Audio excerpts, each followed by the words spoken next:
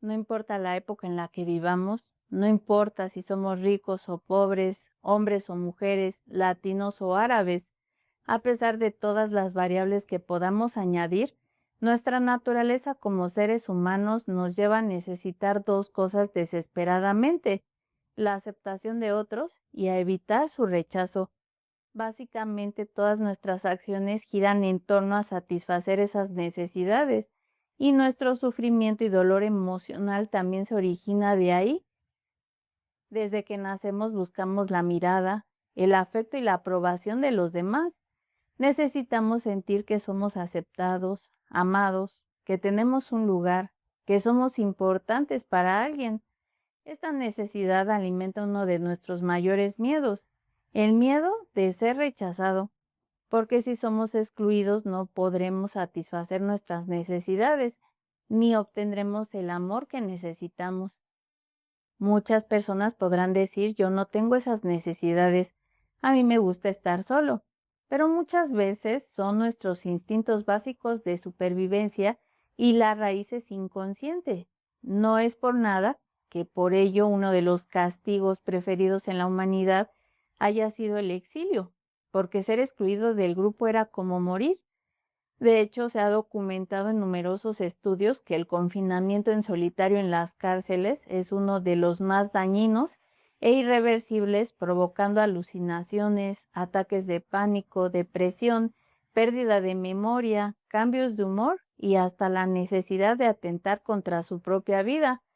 Nuestro cerebro no ha cambiado tanto porque durante miles de años pertenecer al grupo no era un lujo, era una cuestión de supervivencia. Por eso el rechazo puede doler tanto, no solamente porque alguien se aleja de nosotros, sino porque puede activar una sensación mucho más profunda. ¿Qué hay de malo en mí para que no me quieran? Ahí comienza uno de los conflictos emocionales más dolorosos que podemos experimentar. Se activa la herida de rechazo que normalmente se origina temprano, desde nuestra infancia, cuando una figura de apego, por ejemplo padre o madre o el cuidador principal, no nos validaba, nos ignoraba, nos castigaba o nos apartaba de forma repetida. No hace falta un evento traumático grande, algo que digamos sea más fuerte, sino que solamente basta con la repetición de microexperiencias. El niño busca atención y no la recibe. Expresa una emoción como llanto o miedo y es corregido o ridiculizado. Intenta acercarse y encuentra solamente distancia. El cerebro infantil no tiene la capacidad de pensamiento abstracto complejo todavía. Ni siquiera tiene la madurez para decir: entiendo que mi mamá está ocupada o que mi padre tiene muchos problemas financieros. Solo interpreta: si me rechazan es porque hay algo mal en mí. Y esa no es una conclusión racional. Se queda almacenado como una huella emocional, construyendo la creencia que se es inadecuado, defectuoso o indigno de amor incondicional. Al crecer, esto se convierte en un filtro perceptivo, donde la persona empieza a escanear constantemente su entorno buscando señales de rechazo y las encuentra rápidamente porque el cerebro es extraordinariamente eficaz detectando lo que ya espera encontrar. Digamos que buscas un coche rojo y encuentras muchos. Cualquier comentario, burla, activa la herida, más si somos personas que nacimos con alguna discapacidad o un defecto pronunciado que los demás puedan utilizar para atacarnos y desvalorizarnos. El rechazo social activa las mismas regiones cerebrales que el dolor físico. Esto está documentado que el cerebro humano no distingue con claridad entre me duele el brazo y me excluyeron del grupo. Así que el dolor al ser rechazado no es imaginario o alguna exageración. Lo que sentimos es real. Experimentamos tanto dolor que lo único que deseamos es no volver a repetirlo. Así que desarrollaremos patrones conductuales que nos alejen del rechazo y nos lleven a ser aceptados y validados. Rápidamente notamos que la sociedad acepta a determinado grupo de personas y buscamos adaptarnos. Debería ser más bonita, tener más dinero, debería ser más inteligente, debería ser más delgada, debería operarme la nariz, ponerme brackets, acumular más logros, obtener reconocimiento. Pero mientras más pasa el tiempo, te das cuenta que aunque hayas intentado corregir todo lo exterior, te sigues sintiendo insuficiente. Jim Carrey lo dijo, me gustaría que las personas lograran y tuvieran todo lo que yo he obtenido, para que así se dieran cuenta que esa no es la respuesta, porque finalmente ningún logro externo sanará por sí misma o por sí sola esa herida. En mi caso, yo durante mucho tiempo me sentí excluida, rechazada.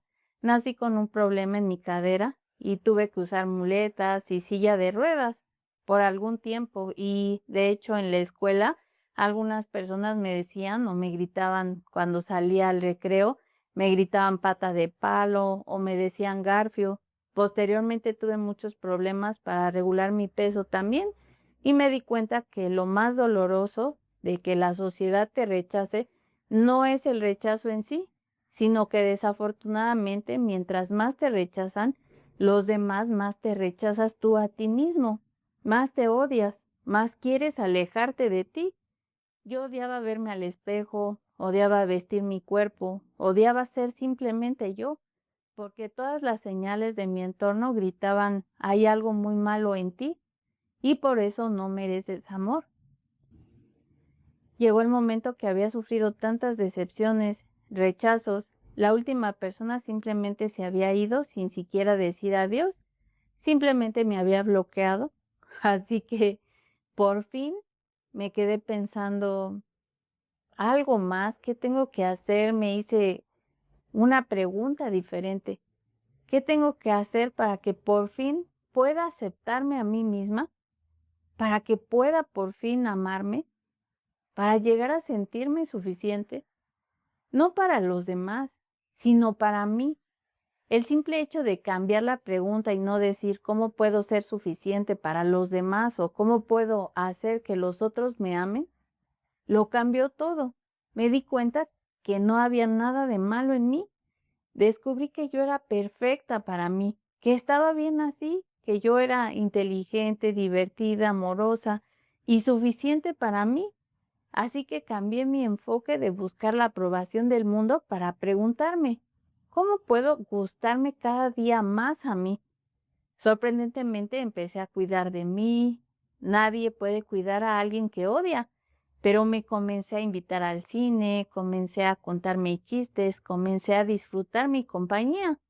Me convertí en mi mejor amiga. Reía y lloraba conmigo, construía mis propias herramientas de regulación emocional. Y algo curioso e inesperado comenzó a suceder. Los demás empezaron a verme con nuevos ojos. La persona que se había ido y me había bloqueado regresó. Y todo al haberme elegido a mí primero, al haber cambiado mi enfoque de las personas hacia mí.